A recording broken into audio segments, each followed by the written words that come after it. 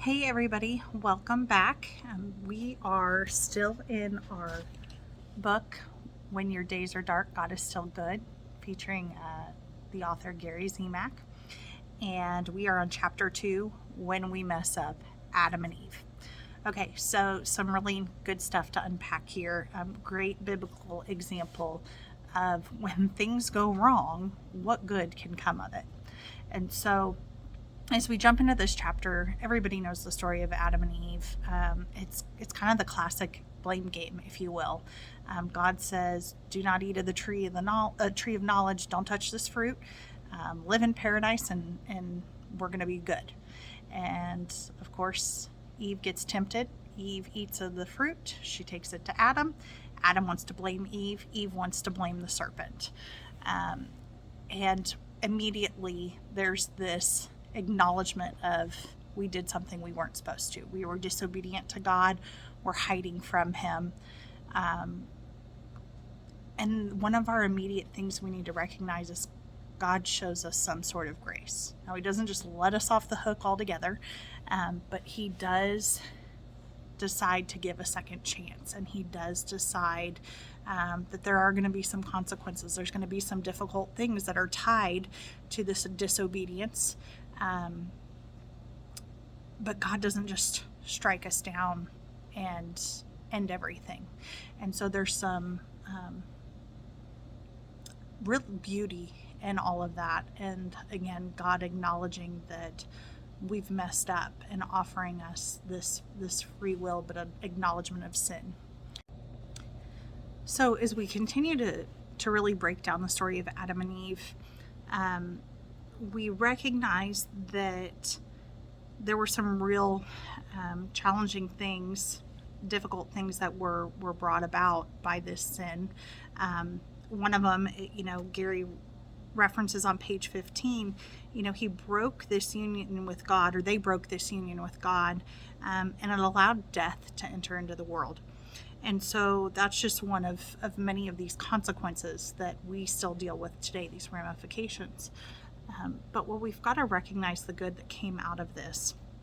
And this reference to the Catechism on page 15 is that after his fall, man was not abandoned by God. On the contrary, God calls him and in a mysterious way heralds the coming victory over evil and his restoration from his fall. The passage in Genesis is called the Proto-Evangelium, first gospel, and it says the first announcement of the Messiah and Redeemer, of a battle between the serpent and the woman, of the final victory of a descendant of hers. And so while Adam and Eve didn't know what the final outcome was going to be, they didn't know how the situation was going to be rectified. In fact, as we know, it took thousands of years, but God sent His only Son. He sent us a Messiah. He sent us somebody of His own being to atone and wash away what we had done. And that is something that we find the beauty of in the gift of confession, by atoning for our sins, by asking for forgiveness. And so again, some of these things aren't going to be immediately revealed. And in this chapter, I find that that's difficult this day and age, because we're living in a world of instant gratification right now. We can, with a push of a button, have something delivered to our doorstep. Same day delivery. We want our food and we don't want to travel out to go get it. We've got DoorDash. We have all of these conveniences, but that's not how God works. And it's almost, well, not almost, it is. It's a parent and child relationship. There are things that we have to think about from our actions, that basically almost like a timeout a little bit. It's this child-parent relationship. And so what can we learn from the situation? How can we grow from the situation? What does God want to reveal to us from the situation? And if we're not stopping or willing to accept that, I call it a challenge, because let's face it, it's not something we always want to do. Where do we go from here? How can we grow? How can we learn from this situation that we're being, I don't want to say we're being put in, but our decisions have put us there. And again, it all works into God's greater plan, God's greater good. And so as we focus on that, we're going to see where some of our brokenness can lead us.